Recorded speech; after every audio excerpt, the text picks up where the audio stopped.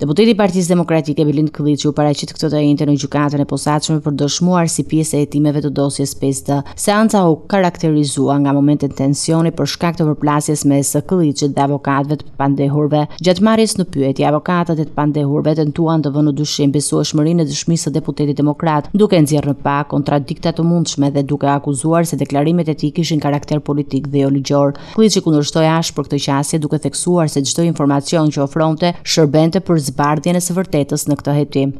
Jam pyetur në mënyrë intimiduese për deklaratat publike,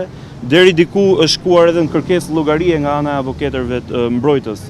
të personave të akuzuar, është kaluar në interpretime politike, është kaluar në akuza politike, është kaluar edhe deri diku në ridikulim të situatës dhe të zgjedhjeve të vitit 2023, ka patur dhe pyetja a fitova apo jo Bashkinë e Tiranës, por sigurisht avokatërve mbrojtës me që kjo pyetje ishte një çështje që nuk është në themel të diskutimit brenda sallës gjyqit, po ja jap përgjigjen këtu, më mirë